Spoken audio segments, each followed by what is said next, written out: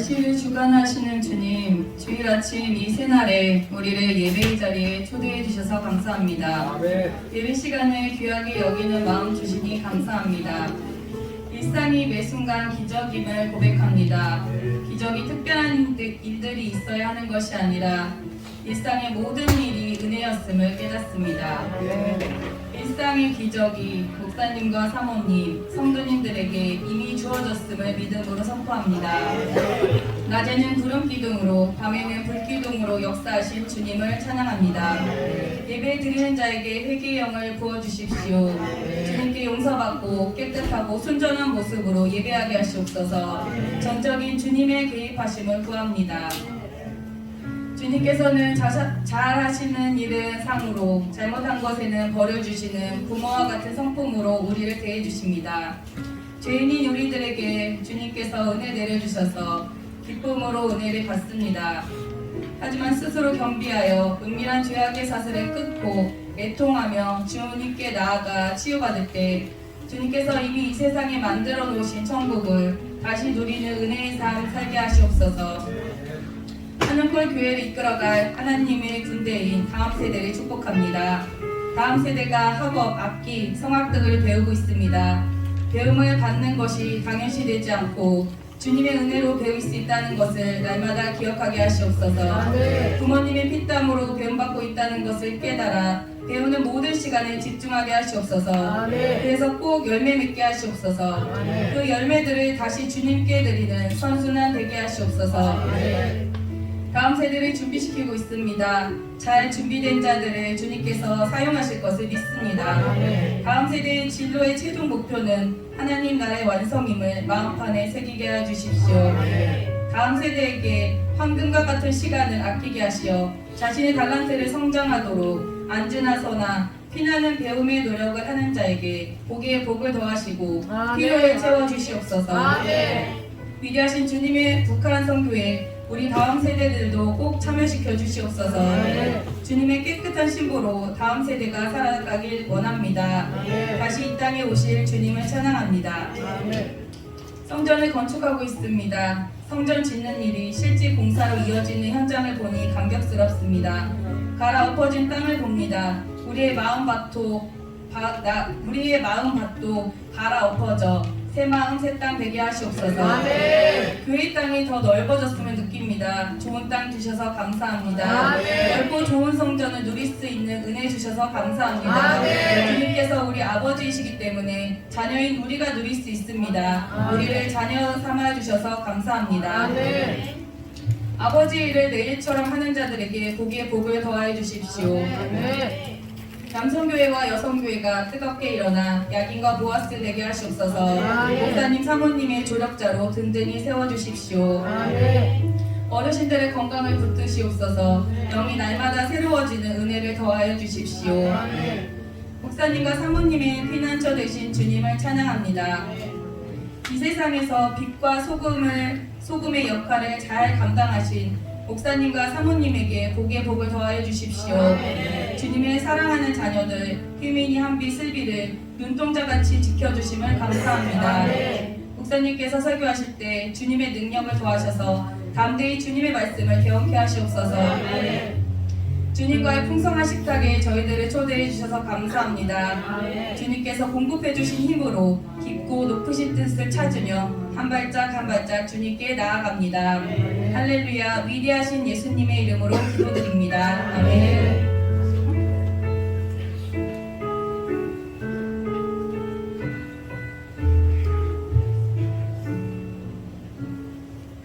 교동문 40번 시편 96편 교독하시겠습니다. 새 노래로 여호와께 노래하라. 온 땅이여 여호와께 노래할지어다. 여호와께 노래하여 그의 이름을 찬송하며 그의 구원을 날마다 전파할지어다. 그의 영광을 백성들 가운데에 그의 기이한 행적을 만민 가운데에 선포할지어다. 만국의 모든 주들은 상들이지만 여호와께서는 하늘을 지으셨습니다. 존귀와 위엄이 그의 앞에 있으며 이와 아름다움이 내 성소에 있다.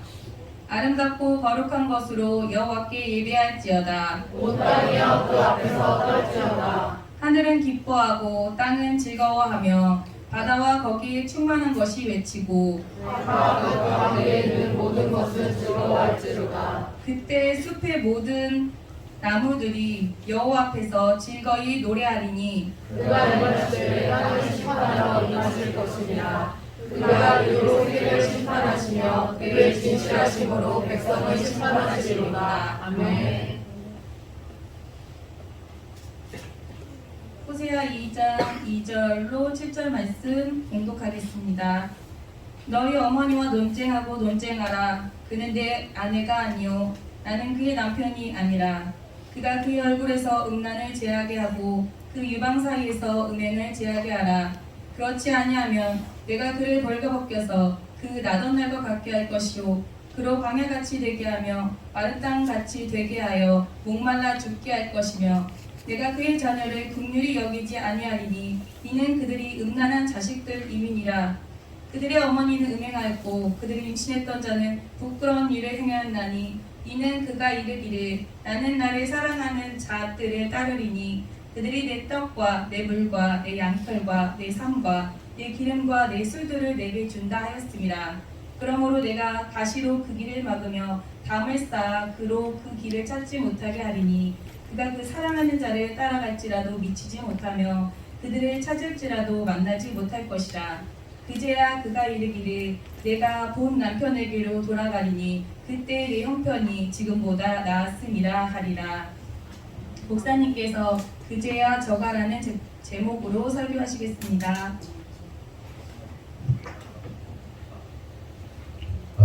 우리 옆에 분하고 사랑합니다. 축복합니다. 사랑합니다. 그래요. 사랑하고 축복합니다. 오늘 그제야 저가 라는 제목으로 말씀 나누겠습니다. 본문 2절을 보면 시작 자체가 굉장히 아주 공격적으로 시작합니다. 너희 어머니와 논쟁하고 논쟁하라 이렇게 이야기하고 있습니다. 여러분 읽은 것처럼 하나님께서 너희 어머니와 논쟁하고 논쟁하라 라고 하면서 반복하여 말씀하고 있어요. 강조하고 있는 거죠. 성경에서는 2번씩 반복할 때는 강조하고 있는 것이고 매우 중요한 거예요. 그러니까 명령문으로 말하고 있는데 논쟁해 이렇게 얘기하는 거예요. 누구하고 논쟁을 하는 거죠? 어머니와 논쟁을 하라고 말하고 있습니다. 그러면 여기서 궁금한 것은 하나님께서 말씀하시는 너희는 네 어머니와 라고 말하고 있잖아요. 너희는 누구고 그 어머니는 누구인가 하는 겁니다. 이걸 좀 복잡하게 설명하면 뭐 끝도 없어서 제가 한참을 설명하다가 다 잘라버렸고요. 그냥 심플하게 설명하면 너희는 누구냐면 이스라엘 백성을 의미하는 겁니다. 그러니까 자녀된 이스라엘 백성을 의미하는 것이고 너희 어머니는 이스라엘을 품고 있는 나라, 이스라엘을 품고 있는 국가, 이스라엘을 품고 있는 어떤 민족의 정체성 뭐 이런 거라고 보시면 되는 거예요. 그러니까 이스라엘의 근본이라고 할 수 있어요. 이스라엘의 근본을 어머니라고 표현하고 있고 그리고 그 너희는 자녀들을 말하는 거거든요. 이스라엘 백성들, 사람을 의미하는 겁니다. 그러면 궁금한 것은 왜 하나님께서는 이스라엘 백성들에게 이스라엘이라는 나라, 곧 어미와 논쟁하라고 하신 것일까 하는 겁니다. 이를 알기 위해서는 먼저 논쟁이라는 단어의 뜻을 먼저 알아야 돼요. 어머니하고 논쟁을 하려면 이 성경이 말하는 논쟁이 뭔가를 좀 알아야 되잖아요. 히브리어로 찾아보면 논쟁은 리브인데 싸우다, 다투다, 고발하다라는 뜻을 가지고 있습니다. 싸우고 다투고 고발하는 거예요. 이게 논쟁의 뜻입니다. 그러니까 어미와 논쟁하라는 말씀은 자녀들이 어머니를 상대로 고발하고 논쟁하고 싸우라는 거예요. 자녀들이 이해되십니까? 우리 자녀들이 어머니하고 싸우고 뭐 고발하고 어머니 고발하고 이게 잘 이해가 안 되시죠? 잘 들어보세요. 그럼 궁금한 것은 왜 하나님은 어머니를 고발하고 싸우고 논쟁하라고 하시는 것일까? 그 이유는 자식들이 어머니의 죄를 드러냄으로써 어머니의 그 음란한 죄를 회개케 하기 위해서인 거예요. 여기 지금 이스라엘이 고멜이 죄를 졌잖아요. 음란죄를 졌잖아요. 그러니까 자녀들이 세 자녀가 나오잖아요. 그렇죠? 이 세 자녀들에게 네 엄마의 음란한 죄를 고발해. 그래서 네 어머니가 회개하고 돌이키도록 해야 돼. 근데 그게 끝이 아니라 어떻게 돼요? 그렇게 끊어낼 때 너희 자녀들이 그 죄를 끊어내므로 너희도 더 이상 그 죄를 짓지 말아야 돼 라고 말씀하시는 겁니다. 이걸 좀 더 설명을 하면 아시다시피 호세아와 고멜이 나오고 지난주에 말씀드린 것처럼 3명의 자녀가 나옵니다. 근데 그 자녀의 이름을 통해서 우리가 배웠던 게 뭡니까? 그 자녀의 이름 셋의 이름이 다 뭐라고 그랬죠? 이스라엘의 미래를 상징한다고 그랬죠? 근데 다 심판의 이름이었어요. 그래서 하나님께서 말씀하시는 거예요. 이 세 자녀에게. 야, 너희들의 어머니인 고멜이 음란함으로 네 아버지 호세아를 버리고 바람폈어. 너 돌아오지 않고 있어. 그냥 바람핀 채로 그렇게 살아가고 있어. 그러니 너희들이 네 엄마 불러. 쟁론해. 고발해. 따져. 잘못을 알게 해. 그래서 회개하도록, 그리고 바람피지 못하도록 해야 된다. 그리고 너희들로 그 집안의 저주, 그 죄를 끊어내야 한다라고 자녀들에게 하나님께서 말씀하시는 겁니다. 그래서 너희 어머니와 논쟁하고 논쟁하라 라고 우리가 납득하기 어려운 일을 하는 거예요. 굉장히 공격적이에요. 우리는 배경이 유교적이잖아요. 굉장히. 엄마하고 싸우는 게 말이 됩니까? 엄마하고 논쟁해? 엄마를 고발해? 엄마의 잘못을 막 드러내? 수치를 드러내? 이해할 수 없지만 우리는 그리스도인이지 유대교인은 아니란 말이에요. 근데 성경이 말하는 거예요. 여러분, 그러면 궁금한 것은 구체적으로 어머니의 무엇을 회개시키라고 하시는 것일까 하는 겁니다. 2절을 보면 그가 그의 얼굴에서 음란을 제거하고 그 유방 사이에서 음행을 제하게 하라 이렇게 말씀을 하고 있습니다. 먼저 얼굴에서 음란을 제거하라고 말씀하시는데 여기서 얼굴은 판이인인데 이 성경 사전에서 이 관련된 뜻을 좀 보니까 얼굴은 사람의 마음가짐과 감정을 반영하며 자아를 상징한다라고 이렇게 성경 사전이 기록을 하고 있더라고요. 결국 이 말은 얼굴에서 음란을 제거하라는 말은 그의 생각과 그의 마음과 그의 감정과 그의 자아 가운데 그 음란함을 없애야 한다는 거예요. 그의 그러니까 얼굴이 그 사람을 그러니까 얼굴이 왜 우리말로도 그렇잖아요. 얼굴이라는 게 무슨 뜻입니까?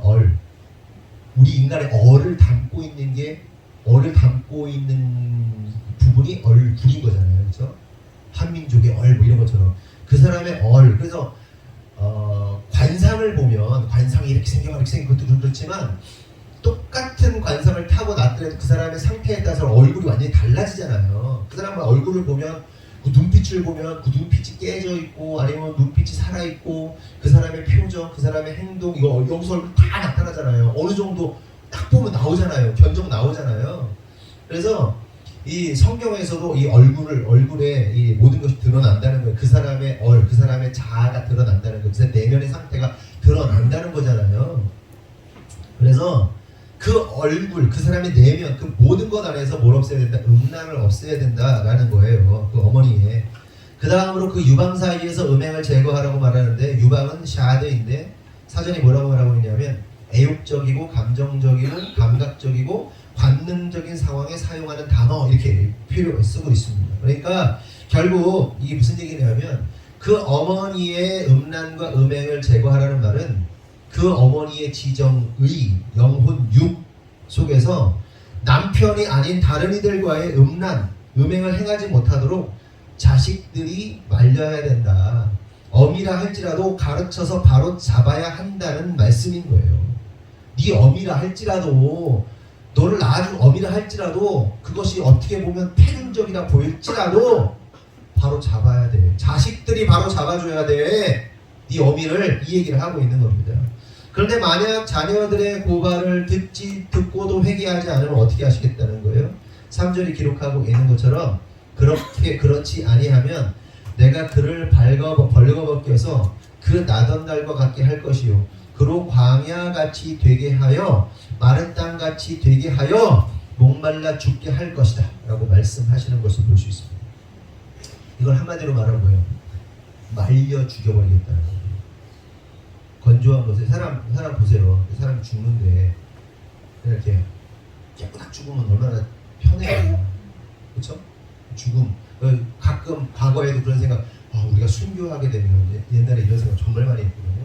예수 믿기 때문에 순교당할 수도 있는데 순교당할 때 제발 좀 나 그냥 한 방에 총으로 죽이든지 아니면 교수형을 하든지 그냥 한 방에 죽었으면 좋겠다라는 게 소원이었어요. 그런 생각을 하며 살았었어요. 그런 분들 있지 않아요? 주님의 오심에 대해서 종말의 때 그런 생각 안 해본 사람 있나 모르겠네. 있을 수도 있는데 정말 주를 위해 죽고 주를 위해 사는 것에 대한 깊은 고민 가운데 막 선교사로 나갈 때 아니면 막 학생 때 막 주님의 다시 오신 마지막 종말의 때 막 이런 거 생각하면서 그런 생각했는데 근데 제가 가장 원치 않았던 죽음의 방식이 뭐냐면 그 독립경화 하면 그거 있잖아요. 뭐 손톱 꽂고 뭐 발톱 꽂고 뭐 해가지고 막 물 뜨거운 물 고춧가루 물 집어넣고 막 그거 나오잖아 그거. 그것만은 아니었으면 좋겠다. 그런 생각을 한 적이 있는데 제가 오늘 말씀을 보면서 이 말씀을 보면서 그런 생각을 했는데 와 죽음 중에 가장 잔인한 죽음 중에 하나가 광야 가운데 산채로 그냥 묶어놓고 말라 죽이는 거 오징어처럼 말라 죽이는 것 또한 이거 진짜 어마어마한 고통이겠다 이런 생각을 하는데 하나님께서 뭘 하시는 거예요? 네 자녀들이 네 어미를 고발하지 않고 어머니의 죄를 드러내지 않고 그리고 네가 네 죄를 끊어내지 않으면 너나 네 자식이나 너나 부모나 말려 죽일 거야 산채로. 하나님이 표현하실 수 있는 가장 무서운 얘기 중에 하나가 이거죠. 말려 죽기. 그래서 실제로 그게 말라 죽는 게 그 영화 뭡니까? 제가 까먹었는데 일본의 선교사들, 그러니까 개신교 선교사가 아니라 불교 선교사들인데 그 선교사들이 일본에 선교하다가 죽이는데 일본 사람들이 선교사들 거꾸로 매달아 놓고 귀에 좀 칼집을 내가지고 피가 한 방울씩 떨어뜨려가지고 죽이는데 정신이 아득한데 죽지 않고 깨어서 그대로 며칠 동안 그냥 피를 흘리면서 죽는 얘기를 보면서 와 진짜 너무너무 잔인하게 죽지 않도록 죽였구나. 그래서 결국은 배교하게 만들고 뭐 그런 영화가 있어요. 이미 너 보지 않았냐? 사일런스였니 그게? 제목이 사일런스였어. 유명한 배우들 나오는 게. 그러니까 하나님께서 하실 수 있는 방법을 다 동원해서 너를 가장 잔인하게 죽이시겠다는 거예요. 심판하시겠다는 거예요. 근데 뒤에 설명하겠지만 하나님은 왜 이런 말씀하시는 거예요? 살아나라고 살아라고 이렇게 죽지 말라고 말씀하시는 거지 내 널 죽이겠다는 게 목적이 아닌 거예요. 여러분 여기서 우리가 두 가지 깨달을 사실이 있는데 첫째는 부모가 음란할 때 우상 숭배할 때 우리로 말하면 신앙적이지 않을 때 자녀는 어쩌면 부모의 잘못을 꾸짖을 수 있다는 거예요. 둘째로 신부는 오직 신랑 오직 하나님만을 사랑해야 한다. 아멘이시죠? 아멘. 여러분 부모의 잘못을 꾸짖는다는 거나 고발한다는 것은 참 참담한 일이에요. 자식이 부모의 그 죄악들을 꾸짖는 상황이 얼마나 참담합니까? 여러분이 부모된 입장에서 내 새끼가 아버지, 어머니 이거 맞습니까? 어머니 아버지가 맨날 도둑질하는데 이거 맞습니까? 어머니 아버지가 맨날 거짓말하는데 맞습니까? 어머니 아버지가 맨날 음란하는데 바람 피는데 맞습니까? 이것처럼 참담한 게 없는 거예요. 그럼 어떻게 해야 돼요? 네? 우리가 부모가 그러면 안 되는 거예요. 이거 다른 말로 하면 가문에 흐르는 저주들을 끊어내야 돼요. 특별히 신앙인들은 반드시 끊어내야 돼요. 부모가 끊어내지 않으면 자식들이 그게 죄인지도 모르고 그냥 그렇게 살아가는 거예요. 끊임없이 반복하면서 살아간단 말이에요. 여러분 혹시 여러분의 흐르는 집안에 저주와 죄악이 있지 않습니까? 뭐 무슨 막 유전적으로 막 어떤 죄가 오고 막 뭐 그런 차원이 아니라도 그냥 누가 봐도 어떤 죄악들이 있잖아요. 네? 끊어야 돼요. 부모가 못 끊으면 자녀가 정신 차리고 끊어서 그 집안의 저주를 끊어야 되는 겁니다. 네? 뭐 DNA적으로 뭐 유전이 되는지 안 되는지 몰라. 하지만 습관적으로 그 집안에 흐르는 죄가 있을 거란 말이죠. 혹시 집안에 음란의 죄가 있지 않아요? 음란의 죄? 혹시 집안에 거짓말의 죄가 있진 않아요? 네? 혹시 집안에 돈을 갚지 않고 안 갚는 그런 저주가 집안에 있지 않나요? 남의 돈을 우습게 여기는? 네? 혹시 집안에 시기와 질투와 미움의 어떤 죄악이 있지 않아요?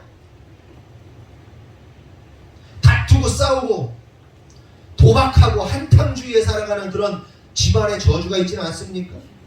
말실수하고 어떤 허영의 죄가 있지 않습니까?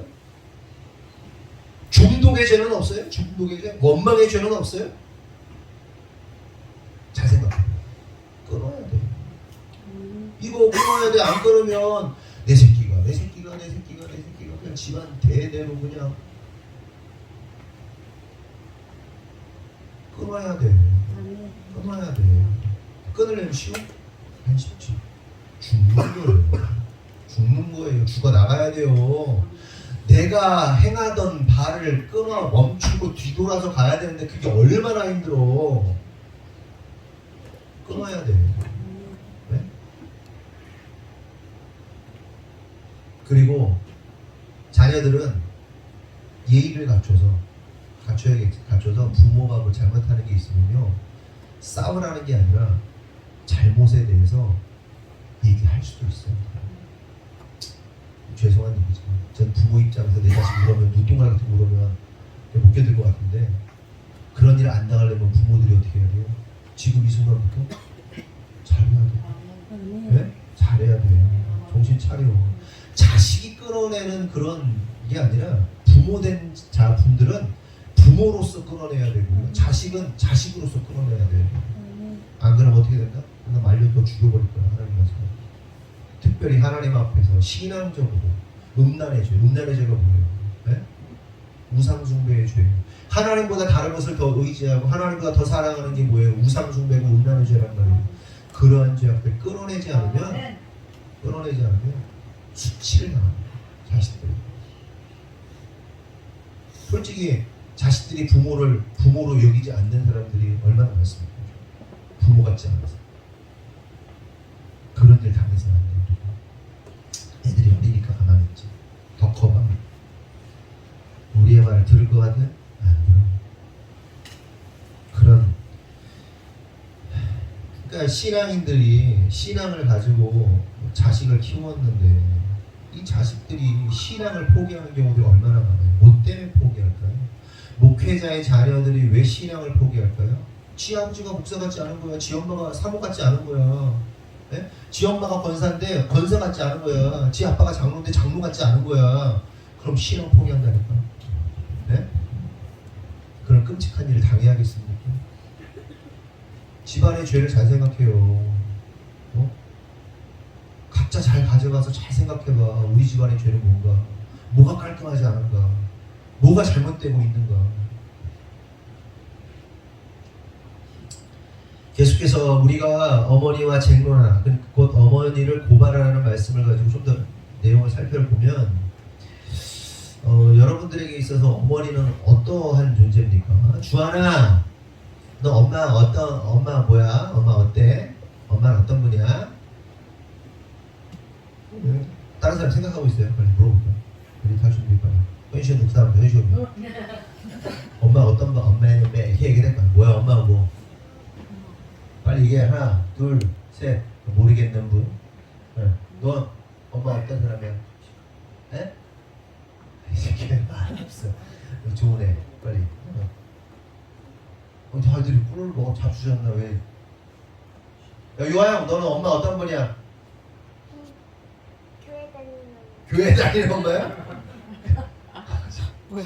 그거밖에 없나? 그래.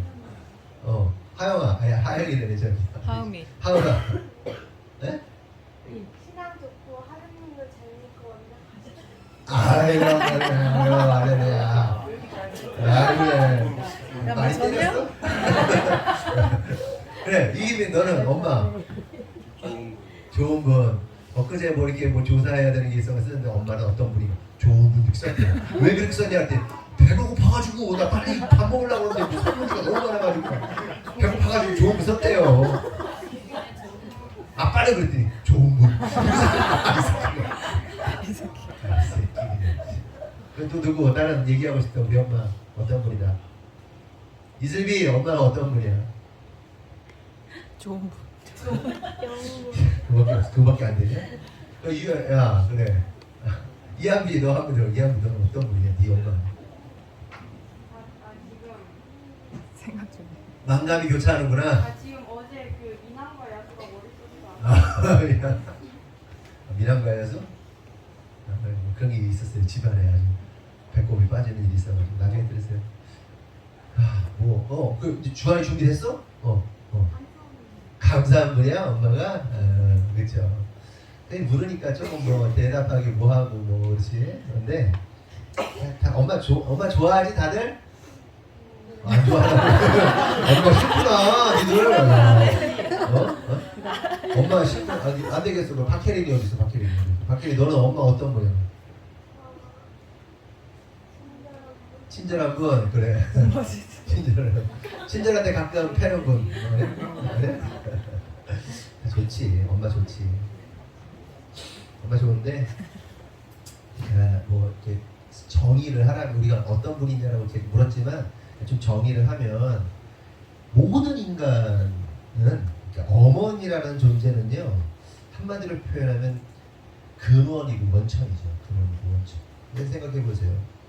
어머니가 우리가 어디에서 생겼습니까? 엄마 뱃속에서 생겼잖아요. 그렇죠? 잉태됐죠. 뱃속에서 자랐잖아요. 그렇죠?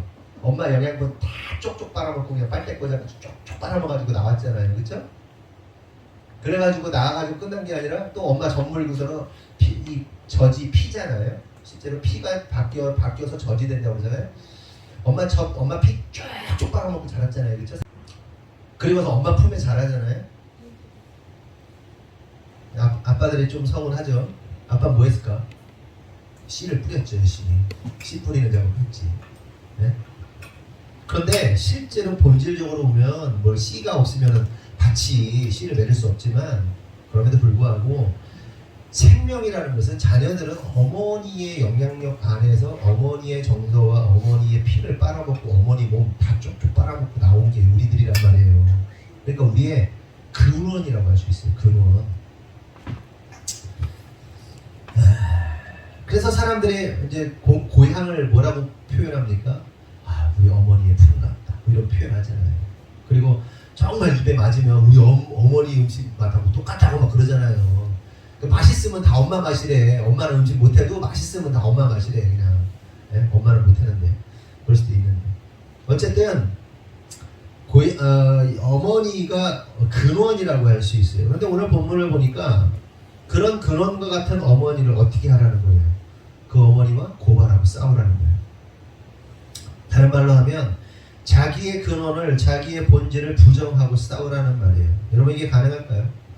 여러분은 여러분의 부모님과 어머니와 쟁론하고 싸울 수 있습니까? 물론 부모 자식 간에 사이가 좋지 않든지 혹은 가족사 가운데 부모를 부정하고 어머니를 부정하고 싶은 분들 있을 수 있어요. 하지만 그렇다고 해서 자기가 부정한다고 자기가 그 어머니로부터 나온 사실을 부정한다고 부인이 됩니까?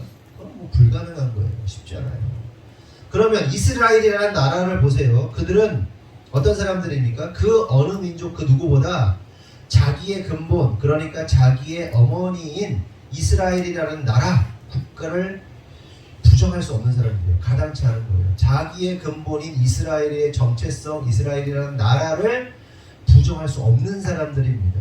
그러니까 민족의 정체성, 우리나라도 우리 민족 정체성, 자긍심, 막 요즘 애들 말로 국본 막 이런 거 막 넘치는 민족 중에 하나잖아요. 근데 우리를 넘어서는 민족이 최근에 보니까 중국이더라고. 중국은 말릴 수가 없더라고. 그 자기 민족 정체성에 막 그 자부심에 빠져가지고 막 제정신이 아닐 정도로 막 그런데 그 민족 정체성이나 자기 정체성, 국민 정체성, 나라의 정체성을 이 가장 강력한 민족을 뽑으라면 누구겠어요? 이스라엘이에요. 이스라엘은요 나라가 사라졌는데도 그 이스라엘이라는 자기가 민족이라는 사실, 나라라는 사실을 잊지 않았고 수천 년을 지켜오고 기어이 1948년에 나라를 찾습니다. 네? 다 흩어져서 없어지는 거예요. 끝까지 살아남았단 말이에요. 그 민족 정체성을 누구도 못 이겨요. 그런데 그럼 그들에게 어미를 부정하고 어미와 싸우고 어미와 쟁론하라? 납득이 안 되는 거예요. 근데 여러분 여기서 우리가 한 가지 깨달아야 할 놀라운 사실이 있는데 그것은 이스라엘 가운데 하나님께서 이스라엘 가운데 새로운 역사를 일으키실 때 항상 이스라엘 백성들로 하여금 자신의 근본을 부정하게 하는 것으로부터 역사를 시작하셨다는 거예요. 하나님께서 하나님의 역사를 시작하실 때 이스라엘 가운데 역사를 시작하실 때 너를 부정해. 네가 부인돼. 너의 모든 것이 부정되고 부인될 때, 네 어미를 부정하고 부인할 때 하나님의 역사가 시작되는 것을 볼 수 있어요. 아브라함 보세요. 아브라함이 누굽니까? 이스라엘의 국부라고 할 수 있죠. 그리고 자기의 조상을 누구라고 생각합니까? 이스라엘 사람들은 우리 이스라엘 족속이라고 생각해요. 이스라엘 이제 아브라함의 족속이라고 생각해요. 실제로 국부이면서 아브라함은 실제로 피지컬적으로도 혈통적으로도 아버지고 그들의 근본이라고 할 수 있습니다. 근데 그런 아브라함에게 하나님께서 뭐라고 말씀하세요? 네 본토, 친척, 아비집을 떠나. 너의 아비와 너의 고향과 너의 모든 근본을 부정하고 떠나. 이 일입니다. 아시다시피 고대 사회에서 본토, 친척, 아비집을 떠난다는 것은 사회적 죽음뿐만 아니라 실제로 육체적으로도 나이하는 거예요. 죽는 거예요. 예? 그 시족 사회에서 보호받고 그 무리에서 보호받아야 되는데 내 고향에서 떠나서 다른 곳으로 간다는 것은요 뭐예요? 네? 나그네고 유랑하는 사람이고 근본이 없는 사람이고 시족 사회로부터 나왔다는 것 자체가 이 사람은 일종의 뭐랄까요? 그냥 뭐랄까요? 야수가 판치고 있는 세상에 그냥 들판에 이렇게 던져진 먹잇감에 불과한 거예요. 죽어요 실제로. 아니 노예로 잡혀가서 유린당하든가 그럴 수밖에 없어요. 그러면 왜 하나님은 아브라함에게 본토 친척 아비집을 떠나라고 하신 것이냐? 그 이유는요. 아브라함에게 이 말씀하시는 거예요. 세상의 혈연, 지연, 뭐 요즘 말하면 학연, 그 모든 것으로부터, 그러니까 세상의 혈연이나 지연이나 뭐 어떤 그런 것, 그러니까 사람을 의지하지 말라는 메시지를 주는 거예요. 한마디로 세상의 것을 의지하지 말라라고 말씀하시는 거예요. 왜냐하면 세상의 것을 의지하면요 사람들이 어떻습니까? 하나님을 의지하지 않습니다. 반드시 그래요. 인간이 세상의 것을 의지하는 순간 하나님을 의지하지 않기 때문에, 그래서 아브라함에게 하나님을 의지하라고 본토 친척 아비집을 떠나라고 하신 겁니다. 그런데 이게 또 그랬을까요? 이스라엘 역사 가운데 또 중요한 한 사건이 뭐예요? 그러니까 아브라함, 믿음의 조상 아브라함, 그 다음에 이스라엘의 가장 큰 역사가 뭐죠? 출애굽 사건이에요. 율법을 주시는 출애굽 사건. 그런데 이 출애굽 사건도요 자기의 본질을 부정하는 겁니다. 이스라엘 정체성을 부정하는 사건이라고 할 수 있어요. 여러분, 이스라엘이 애굽에 430년 동안 노예 생활을 합니다. 그런데 여러분, 그 430년 동안 이스라엘이 어떻게 살았을까요? 430년 전체 그동안 막 핍박과 막 착취와 이렇게 살았겠죠? 그랬을까요? 이렇게 잘 살았어요. 잘 살았어요.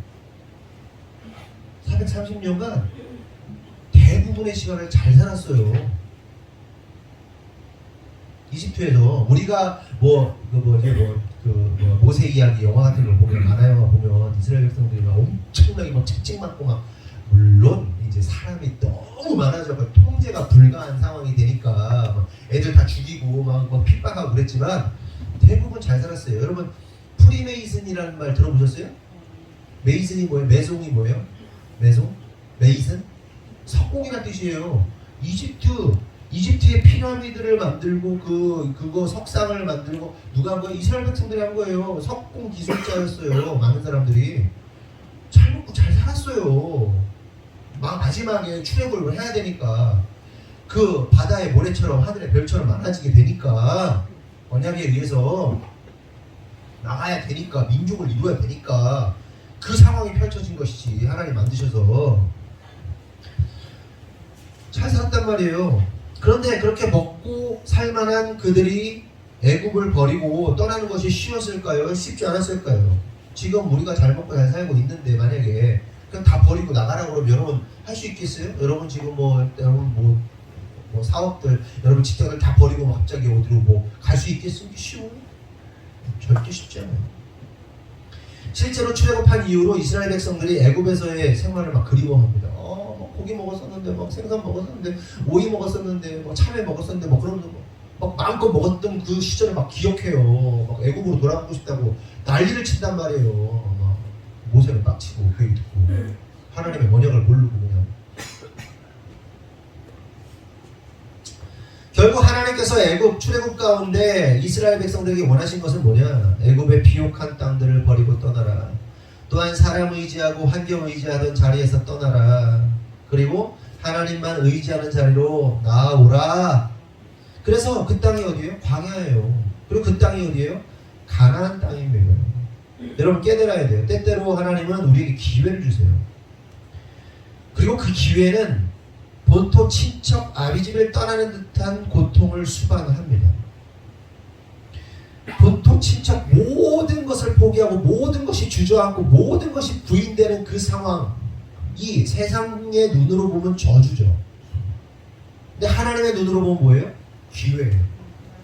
새로운 것으로 움직이시는 거예요. 새로운 곳으로, 새로운 희망의 땅으로, 새로운 언약으로, 새로운 환경으로 오직 하나님만이 지배하는, 오직 하나님만을 의지하는 그 시간으로 옮기는 시간이에요. 아멘이십니까?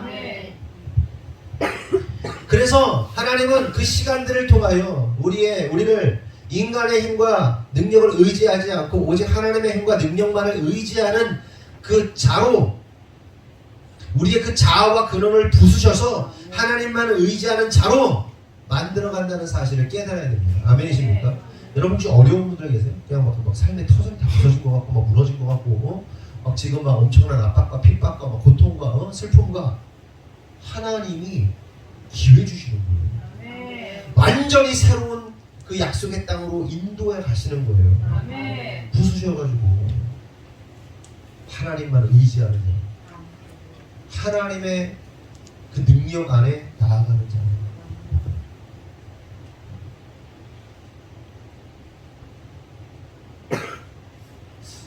얘기할 게 있는데 얘기 못합니다.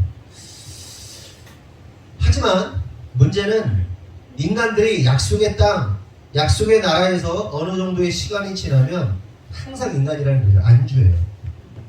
결국에는 하나님의 의도와 다른 곧 하나님만 섬기고 하나님만 의지하는 삶이 아닌 온갖 우상 숭배를 함으로, 다시 말해 하나님의 아내로서의 역할을 하지 않고 음란함으로 빠져들게 된다는 거예요. 이게 그러니까 하나님께서 우리에게 무너뜨려 출애굽시켜 본토 친척 아버지 다 버리고 나와. 그럼 우리가 그 하나님의 놀라운 역사를 경험해요. 경험한 다음에 어떤 일이 일어나요? 안주. 그리고 또 음란한 짓, 우상 숭배. 이게 인간의 사이클이에요. 가만 생각해보세요. 우리의 지나온 10여 년의 시간 개척해서 그리고 여러분의 삶을 보세요. 혹시 그렇지 않습니까? 하나님이 기회를 주셨는데 안주하고 뚝 떨어지고 정신 차려야지. 하나님이 역사하셨네. 하나님 기회 엄청 주셨네. 와! 그러다가 여기서 방탕해가지고 뚝 떨어져.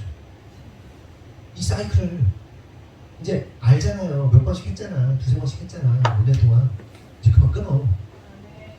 그리고 하나님이 인도하신 길로 쭉 가면 돼요. 안주하지 않으면 돼요.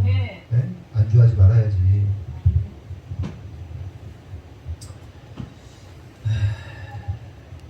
그런데 이스라엘이 어떻게 해요? 광야, 가나안 땅 들어가. 가나안 땅에서 하나님의 축복, 놀라운 역사 경험하더니 안주하더니 음란, 우상 숭배, 그리고 마지막 심판의 마지막 자락에 지금 호세아서에 그들이 놓여서 있는 겁니다. 결국 우리가 알 수 있는 사실은 하나님께서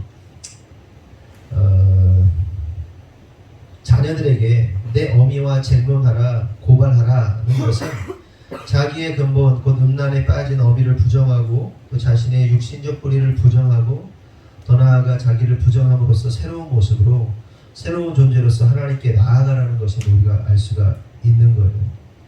그리고 이러한 모든 것을 신학적으로 표현하면 이거예요. 자기를 부인하는 것. 자기의 세상적, 육신적, 죄인된 근원을 부정하고 하나님의 자녀로 나아가야 함을 의미하는 겁니다. 무슨 얘기 아시겠죠? 이스라엘의 그 자기가 선민이라는 의식, 언약의 자손이라는 의식, 그거에 의해서 결국 예수 그리스도를 받아들이지 못하고 살아가잖아요. 그리고 자기의 죄악들 자기는 어떻게 구원받아 이런 의식. 근데 그 부정하라는 거예요. 부정해버리라는 거예요. 그리고 하나님의 뜻을 따르라는 거예요.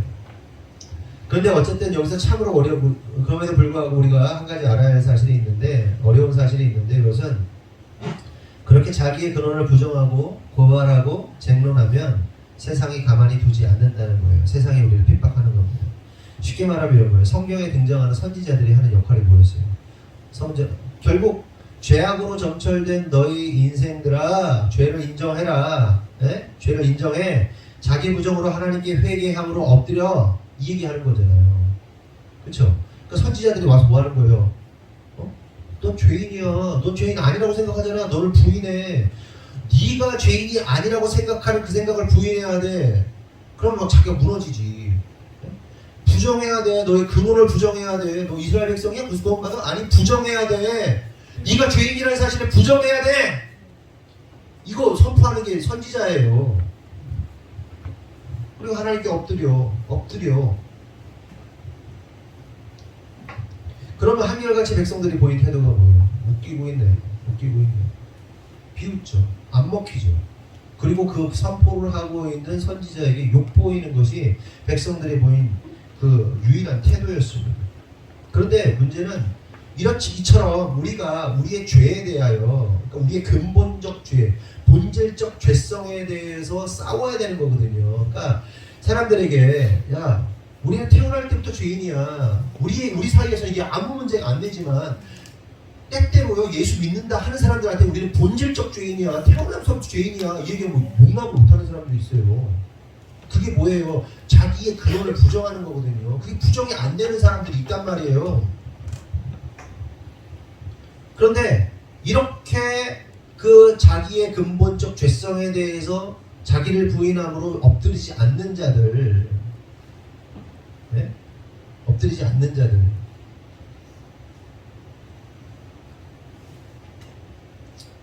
그런 자들을 어떻게 해야 된다는 거예요? 심판당하게 된다.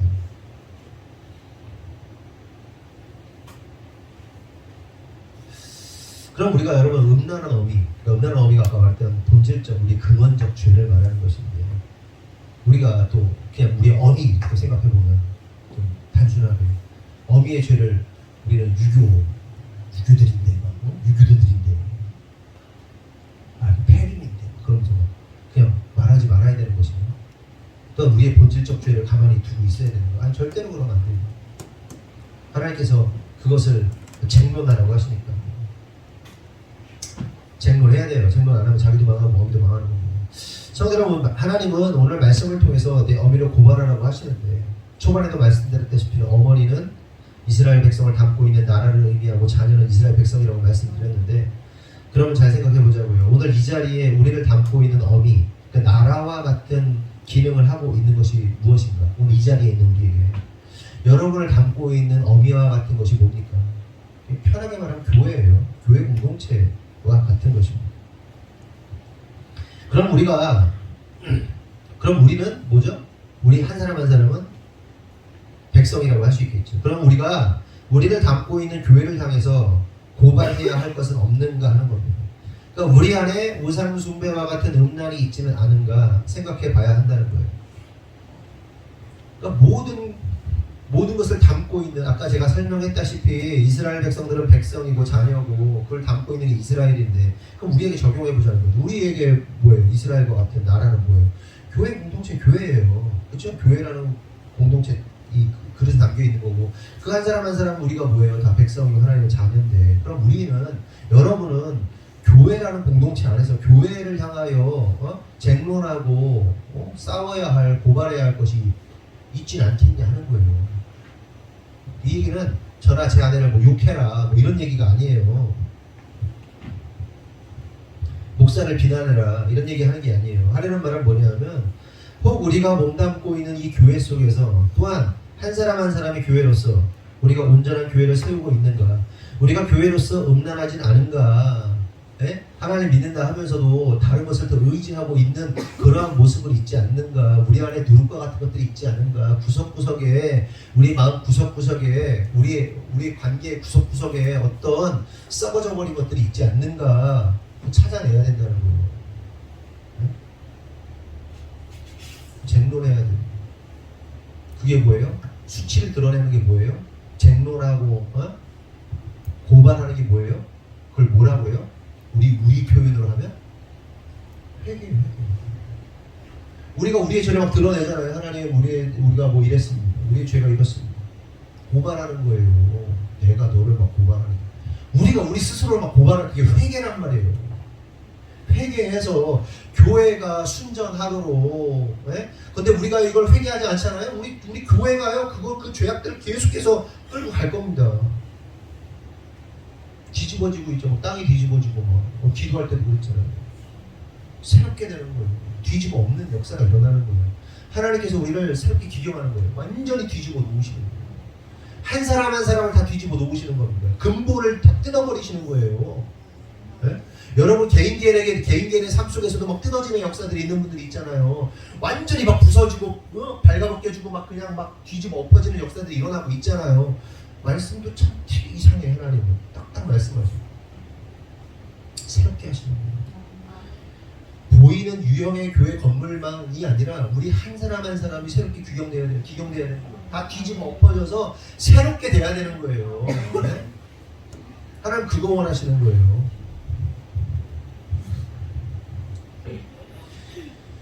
우리가 날마다 갱신되지 않고 복음으로 새롭게 되지 않으면 우리의 결론은 망합니다. 그러므로 우리는 우리 자신과 교회를 향하여 말씀하시는 하나님의 음성에 귀 기울여야 돼요. 또한 하나님께서 우리를 통해서 이루시고자 하는 그 일들을 발견하고 찾아내고 해내야 하는 겁니다.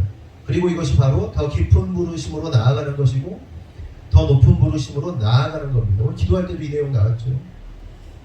이를 좀 더 구체적으로 말하면 단기적으로는 우리에게 맡겨져 있는 미션, 교회 건축 이것을 아름답게 잘 해내야 돼요. 아멘이시죠? 그리고 그 이후 나라와 민족과 열방 가운데 특별히 우리에게 한 포지션을 주셨잖아요. 오늘 기도할 때가 탈북자들을 살리고 세우는 일들 가운데 우리가 사용되어져야 하는 겁니다. 여러분 우리 교회가 어떻게 시작됐는지 아세요?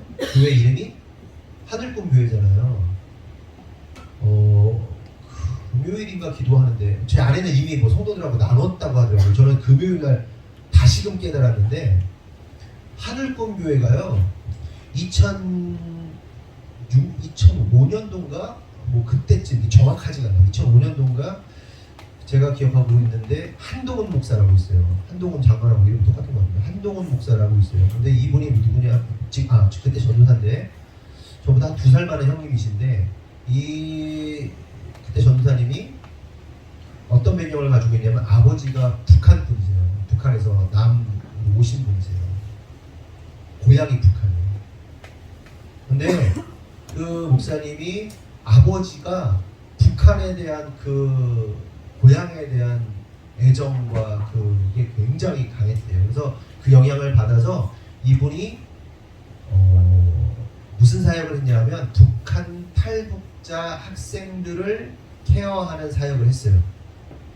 그 케어하는 사역이 지금도 검색해 보시면 하늘꿈 학교라고 있습니다. 전국에 있어요. 하늘꿈 학교. 그래서 이분은 목회자이기 때문에 목회자가 될 거기 때문에 고신대 지금 고려신학대학이죠. 삼거리 가는 쪽에 고신대 안에 감리교 다녔지만 고신대 안에 허락을 받아가지고 하늘꿈 학교가 있었고 하늘꿈 학교에 하늘꿈 교회라는 것을 이분이 세운 겁니다. 그리고 근데 이분이 여러 가지 사정에 의해서 고신대 측에서 이렇게 교단이 다르니까 내쳤어요. 이분이 갈 데가 없었고 우리 사역을 할 수 없었어요. 그리고 그 이름을 우리가 받은 겁니다. 그래서 하늘꿈 교회가 된 거예요. 하늘꿈 학교는 아직도 그 탈북 청소년 사역을 하고 있어요. 이름 시작 자체는 우리는 몰랐어요. 북한과 어떤 관계가 있는지 몰랐어요. 그리고 전혀 생각도 없었어요. 근데 결국은 하나님께서 프로세스 그 하나님의 계획과 섭리 안에서 이렇게 하시려고 이렇게 하신 거예요. 보니까 건축하고 우리의 다음 미션은 탈북자들을 돕고 우리가 할 수 있는 거라고는 재정적으로 돕고 어떻게든 쉰들러 리스트처럼 그 사람을 그 영혼을 돈으로 사올 수 있으면 사오겠다는 거예요. 살려내겠다는 거예요. 그게 우리에게 주어진 하나님의 깊은 부르심이고 높은 부르심. 그리고 마지막 하나님의 나라의 마지막 복음이 증거될 수 없는 현장이 북한이잖아요. 그 마지막 그림의 완성 가운데 우리 교회가 달려가는 겁니다. 북한만 마지막 그림은 아니겠죠. 이스라엘과 모든 열방이 있지만 그 그 한 포지션을 우리가 막 맞는 그 돕는 역할을 하게 되는 겁니다. 하나님의 그 놀라운 섭리가 한 번에 쫙 맞춰주는 거죠. 우리는 그렇게 가는 거예요.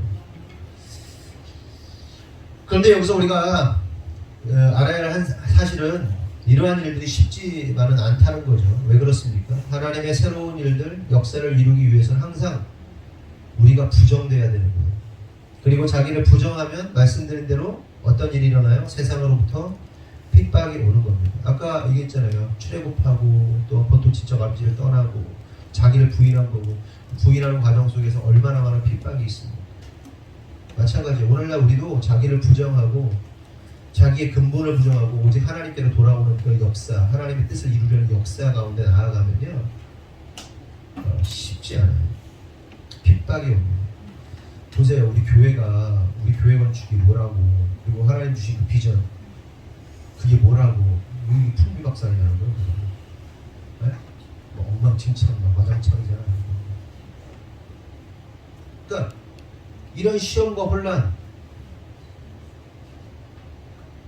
납득도 안 되는 일들이 막 일어나잖아요. 왜 그러는 걸까요? 사단이 미쳐 날뛰고 막 누가 봐도 납득할 수 없는 상황들이 펼쳐지고 시련이, 그리고 그 시험과 혼란 속에서 완전히 깊숙이 그 안에서 소용돌이 안에 있는 사람들이 있잖아요. 또 각각의 역사 속에서 그 사람들의 역할이 어마어마하게 커요. 믿음으로 이겨내세요. 내가 그 당사자라면 믿음으로 이겨내세요. 그 사람들을 통해서 해야 할 역사가 하나님이 있는 거예요. 반드시 아브라함처럼, 모세처럼 정신 바짝 차리고 나를 통해서 일하실 하나님의 역사를 기대하고 기도하면서 잘 준비하세요. 아멘. 하나님이 쓰십니다. 아멘. 네?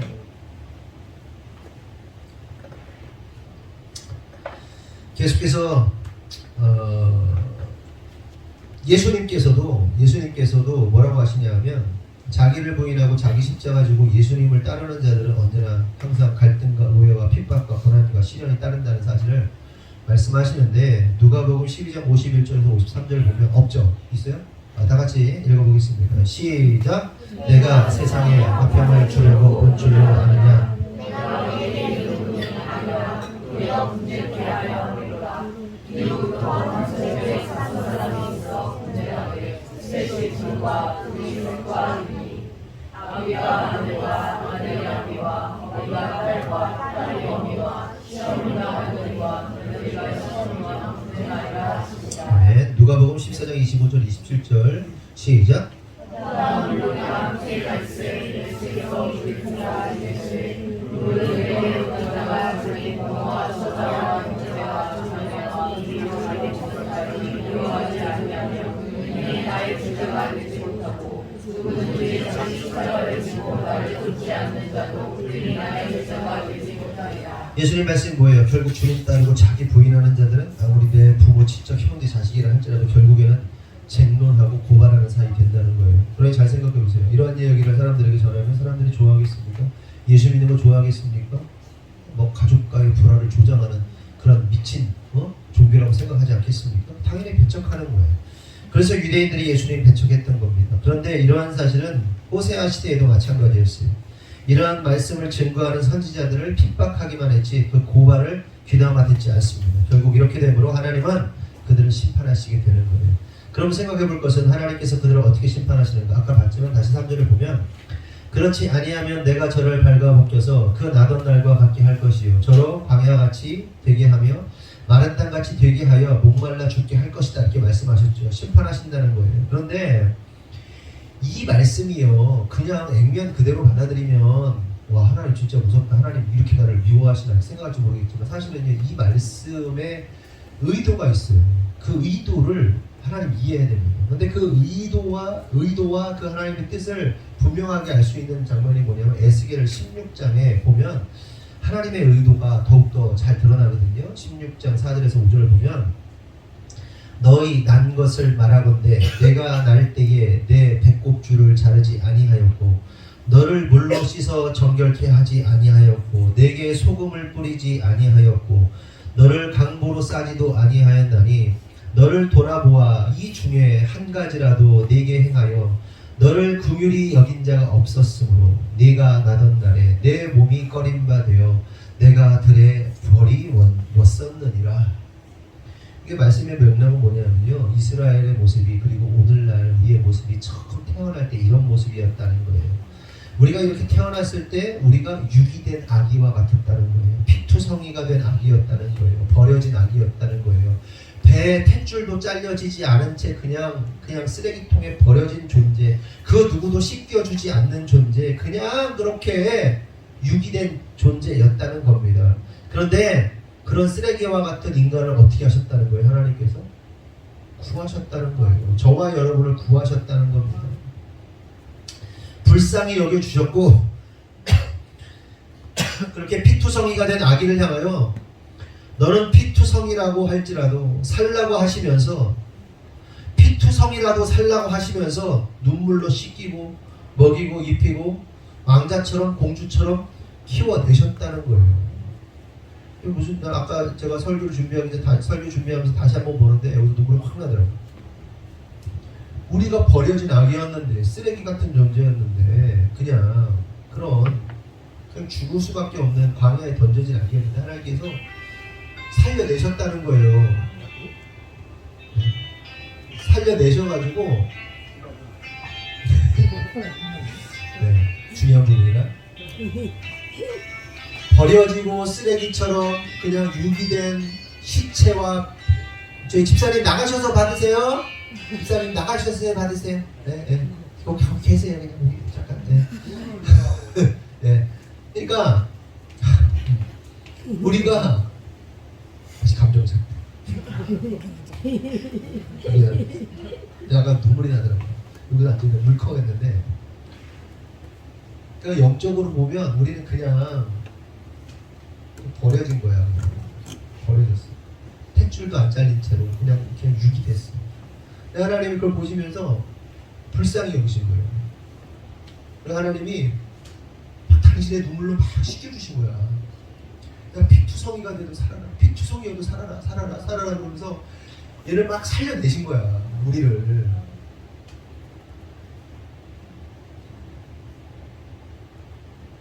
그래 놓고서는 당신의 아들 삼아주셨고 딸 삼아주신 거예요.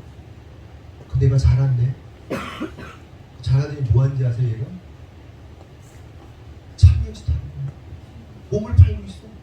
근데 성경에 뭐라고 나오냐면요, 창녀는 돈이라도 받고 못 팔았다는 거예요. 근데 여기 뭐라고 하면 내 돈을 주면서 창녀짓을 했대요. 에스겔서에. 이게 여러분 우리의 현실입니다. 이게. 보세요. 하나님께서 예수님 죽여가지고 여러분, 저와 여러분 살렸는데 살아났더니 잘 키워줬더니 뭐예요? 창녀짓 하는 거예요. 몸 팔아. 세상의 모든 것들에, 모든 문화와 모든 정신세계에 몸을 다 던져. 그래, 나를 잡아먹어라. 아니, 내가 돈 줄게, 나 잡아먹어라. 정신병자인 거예요. 정신병자. 이런 표현을 성경에 쓰고 있어요. 하나님이. 하나님의 배신감이라고. 하나님의 배신감. 근데 그 배신감이 어떻게 나한테 이럴 수 있을, 그게 아니에요. 내가 너를 어떻게 살렸는데 결국 하는 짓이 이거냐? 돌아오라는 거예요. 하나님의 의도는 돌아와라. 그러지 마, 돌아와. 그래서 하나님이 하신 게 뭐예요? 6절. 그러므로 내가 가시로 그 길을 막으며 담을 쌓아 저로 그 길을 찾지 못하리라. 그 인생 가운데 온갖 가시던 물과 담으로 다 막아버리겠다는 거예요. 가둬버리겠다는 거예요. 감옥에. 너의 오체가 불만족하게 만들겠다. 그러더니 실전에 이렇게 말씀하십니다. 저가 그 연애하는 자를 따라갈지라도 미치지 못하고 저희를 찾을지라도 만나지 못할 것이다. 네가 그래? 세상 좋아서 가? 절대로 못 가. 너 좋아서 따라가? 절대로 못 가. 근데 나는 미치겠는 거야. 나는 음란하고 싶어 미치겠는 거야. 나는 바람 피고 싶어 미치겠는 거야. 막 찾아가. 근데 갔더니 가시던 거라서 담벼락 나왔어. 봤어? 보긴 봤어. 너 절대로 못 만나게 할 거야. 죽어. 못 만나게 할 거야. 못 만나게 가둬버리시고. 그랬더니 이 음란한 여인이 결국 뭐라는 거예요? 그제야 저가 이르기를 내가 본 남편에게로 돌아가리니 그때의 내 형편이 지금보다 나았으리라. 그제야. 무슨 얘기예요? 네? 그제야 남편한테 돌아갈까? 이질을 하고 있는 거야. 고립되고 죽음 같은 상황에 놓이니까 그제야. 어떤 자들이 이렇게 말한다는 거예요. 근데 여러분, 여기서 중요한 사실은 모든 자들이 돌아오는 것이 아니라는 거예요. 그렇게 하나님 막을 때 모든 자들이 돌아오는 게 아니라 지극히 적은 자의 숫자만이 돌아온다는 거예요. 끝까지 죽는 한이 있어도 자기 고집 꺾지 못하고 자기 욕구를 따라 사는 사람들이 대부분 돌아오는 자는 일부예요. 그래서 어떤 신학자는 뭐라고 그러냐면 진정한 기독교인은 절망적 소수이다 이렇게 표현해요. 무슨 얘기예요? 진짜 회개하고 돌아와서 하나님의 뜻대로 사는 참된 신앙인은 지극히 적은 수에 불과하다는 거예요. 맞아요. 좁은 길입니다. 구원받은 자들이요 아주 적은 수에 불과해요. 다 천국 가는 거예요. 아주 적은 수의 숫자만 돌아오고 천국 가는 거예요.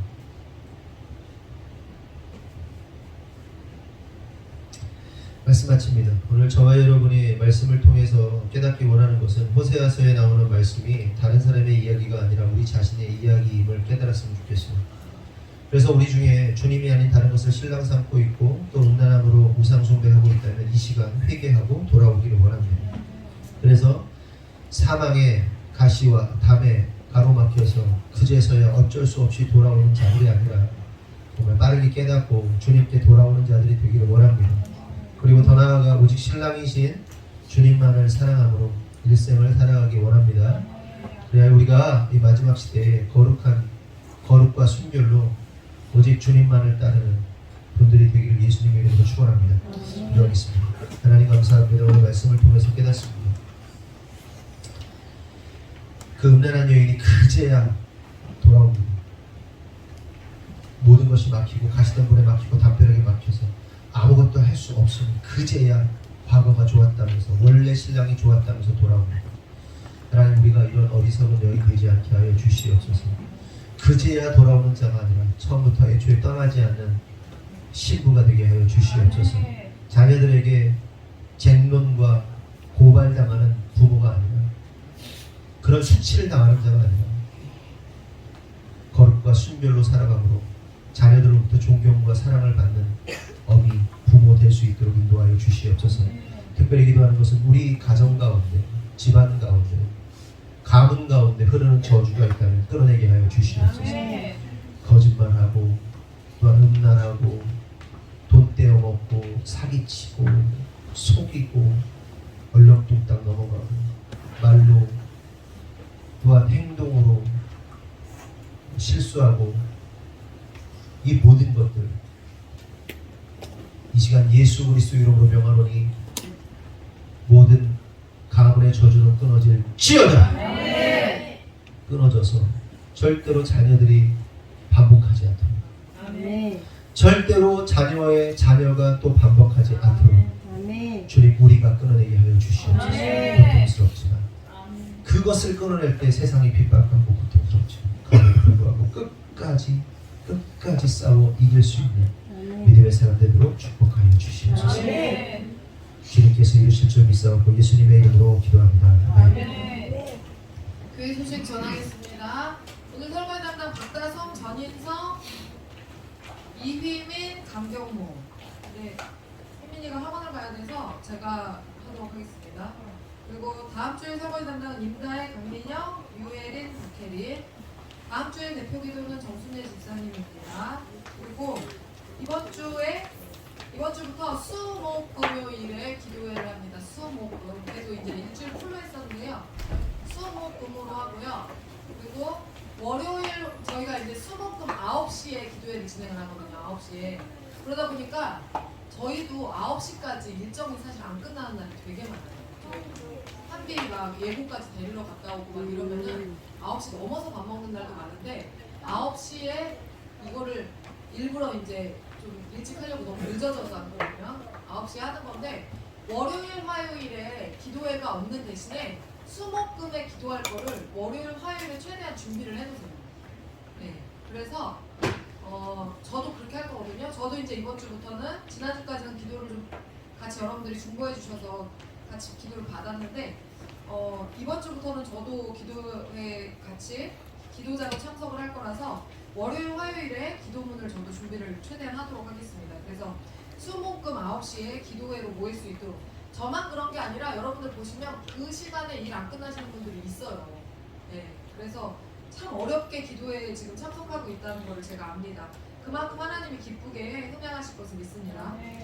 그리고 지금 여기 밖에 마당 여러분 다 보셔서 아시겠지만 다 갈아놨잖아요. 가지 마세요.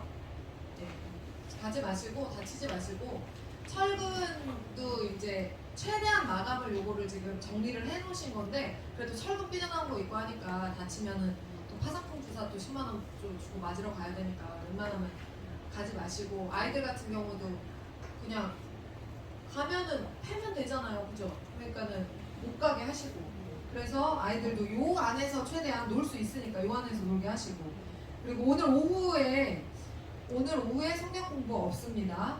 그리고 맥주 감사를 우리가 이제 매년 우리가 라디오 예배로 드렸는데 올해는 지금 마음이 집중이 안 돼요. 이거를 지금 성경 건축을 하다 보니까 마음에 집중이 안 돼서 아이디어 내는 것도 예전 같지도 않고 그래서 올해는 추수감사주일에 라디오 예배를 하겠습니다. 네, 올해는 그렇게 할 거고요. 맥주감사주일에는 조금 애들한테 시켜서 장기자랑 이런 거 해가지고 좀 준비해서 이제 우리도 좀 누릴 수 있도록 나이 먹은 사람들을 좀 누릴 수 있도록 우리가 언제까지 무대에 서야 하는 겁니까? 그래서 좀 이번 맥주절에는 애들을 최대한 동원해서 할 수 있도록 좀 하겠습니다. 그래서 밥 먹고 있다가 고등학교 2학년까지는 여기 모여주세요. 고등학교 2학년까지는 밥 먹고 나서 모여주세요. 그리고 어르신들은 그냥 예배 속히 진행하시면 됩니다. 이렇게 하시고 빨리 모여서 2학년까지 어린아이부터 2학년까지 준비할 것들 얘기 좀 한 다음에 금방 또 해산하도록 하겠습니다. 이렇게 그래서 수요일하고 금요일 예배는 언제부터 시작해요라고 질문하시는 분들이 계시겠지만 성전 건축이 끝날 때까지는 기도회로 저희가 모일 겁니다. 계속해서 기도가 필요하기 때문에 그래서 성전 건축할 때까지는 수요예배 금요기도회는 없다라고 생각하시면 돼요. 자, 그래서 오늘 이따가 식사하시고 편하게 여러분들 교제하시다가 돌아가시면 됩니다. 네, 이상입니다. 한 가지는 기도 부탁하는 것은 나명자 권사님이 폐 부분은 다 깔끔하게 나았는데 지금 목에서 이렇게 성대가 움직이지 않고 그래서 가래가 목에 끼는데 가래를 삼키거나 뱉거나가 안 되는 거 이게 움직이지 않아서 그래서 일단 목에다가 구멍을 내서 그 가래를 뽑아내 석션을 해야 되는 상황이라고는 하더라고요. 폐는 어쨌든 깨끗한데 그래서 그런 수술을 해야 되고 그리고 그 이후에 더 경과를 봐야 되는데 여러분들이 좀 기도해 주시고 또 기도회 때 계속해서 신경 써서 함께 해주셨으면 좋겠습니다. 변사님 올해 지금 계속 병원에 계셔서 여러분들 기도가 많이 필요한 것 같아요. 네. 그리고 추가로 광고 하나 드릴 것은 지금 애들 식사 초등 저학년 아이들까지는 이제 이번 주부터 오직 밥과 김만 제공을 해요. 지난주에 좀 신경 써서 계란 부쳐서 주고 했더니 하나도 안 처먹고 다 남겨가지고 이노열 집사님이 그거 가져가갖고 드셨거든요. 그래서 원래 밥만 주려고 그랬어요. 김도 안 주고 김은정 집사님이랑 저랑 밥만 주자 그랬는데 왜냐면 김도 남겨요. 김도 남겨요. 솔직히 저는 집에서 이러면은 저는 밥도 안 주거든요. 근데 내 새끼만 있는 건 아니니까 여러분들의 새끼도 있으니까 그 김과 밥만 제공하겠습니다. 근데 김도요 2인 1개 제공하겠습니다. 알겠어요? 여러분 이거를요 어떻게 생각하셔야 되냐면 다 돈이에요. 여러분들이 낸 헌금이에요. 헌금. 그냥 교회에서 이거 음식 흔하게 먹는다고 해서 제가 헌금을 막 썼던 적이 한 번도 없어요. 근데 음식을 남기면 저는 그렇게 화가 나요. 이거 다 헌금입니다. 여러분 피나트 헌금이에요. 그래서 그 음식을 남길 때 엄중하게 여러분들이 생각하셔야 돼요. 이거 교회에서 마음껏 먹으라고 많이 차려서 준다고 해서 이거 막 그냥 내담보살 하면서 그냥 막 그렇게 막 끼워돌리고 막 이렇게 할 수 있는 게 아니에요 지금. 그러니까 애들 제가 뭐라고 했죠? 김 2인 1개 그리고 김을 추가로 받고자 하시는 분들은 저한테 오세요. 우리 어린이들 잘 들으세요. 김 추가로 사모님 김이 하나가 더 필요합니다. 그럼 나한테 와. 니들 엄마한테 가지 마. 알았어? 그래서 저한테 와서 허락 받고 하나 추가로 더 주는 걸로 하겠습니다. 근데 그 김 추가로 나간 김 남겼다. 그럼 이제 다음 주부터 김도 날짜 없는 거예요. 네. 오직 그리고 저 모르게 내 새끼 더 먹이고 싶은데 안타까워서 더 뭐 추가로 주고 싶다. 이런 분들 저한테 확인 바꿔주세요. 아시겠습니까? 절대 애들 못 남기게 음식 남겨서 버리는 일 없도록 김과 밥만 나갑니다. 저 모르게 딴 거 주면 아주 가만 안 둘 거예요. 그리고 나머지 분들은 다 맛있게 풍성하게 잘 드시기 바랍니다. 이상입니다. 북한이죠. 다 같이 나가겠습니다.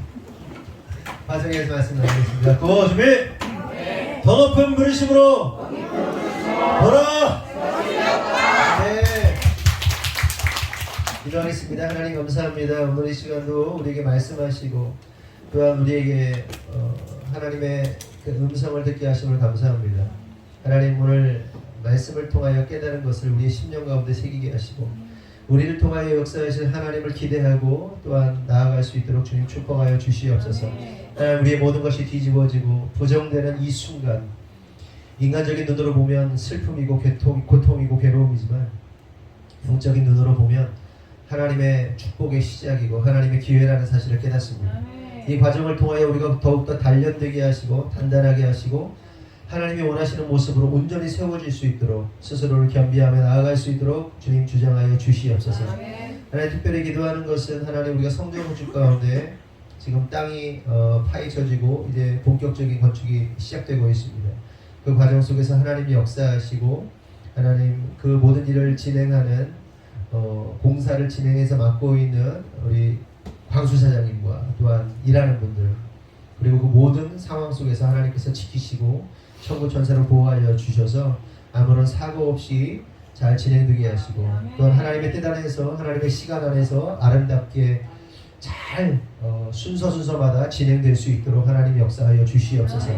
우리가 미처 생각하지 못하고 우리가 준비하지 못하는 마음이 많은데 생각이 많은데 하나님께서 이 공사를 시작하셨으니 하나님께서 진행시켜 주시고 또한 하나님이 계획하신 것들이 단 하나도 빠짐없이 건축 가운데 과정 가운데 성취될 수 있도록 하나님 좋은 사람들 많이 붙여주시고 하나님께서 역사하셔서 이 건축 가운데 동참하고 함께하는 그들의 사업과 가정과 직장 또한 지키셔서 모든 것들이 합력하여 선을 이룰 수 있도록 인도하여 주시옵소서. 하나님 이 성도들이 또한 주님 앞에 예물을 드립니다. 그들의 손길마다 축복하시고 그들의 가정과 사업과 직장 가운데 하나님의 보호하심, 역사하심 있게 하여 주시고 더러운 사단마귀 틈타지 않게 하시고 그래서 하나님의 사명, 하나님의 사역 잘 감당할 수 있도록 하나님께서 역사하여 주시옵소서. 아멘. 마지막으로 기도하는 것은 하나님 이 자리에 오지 못한 성도들이 있습니다. 그들이 어디 있든지 하나님 지켜주시고 아멘. 하나님 이 자리를 기억하게 하시고 아멘. 하나님을 예배하고 하나님을 섬기는 것이 가장 최우선이 될 수 있도록 아멘. 그래서 그럴 수밖에 없는 하나님을 예배할 수밖에 없는 상황이 되도록 아멘. 하나님 만들어 주시옵소서. 아멘. 지금은 우리 구주 예수 그리스도의 은혜와 하나님 아버지의 무한하신 사랑과 성령님의 감화감동대주 역사하심이 오늘 주님의 뜻대로 살기로 결정한 모든 성도들 위해 지금으로부터 영원토록 함께 하시기를 간절히 축원하옵나이다. 아멘.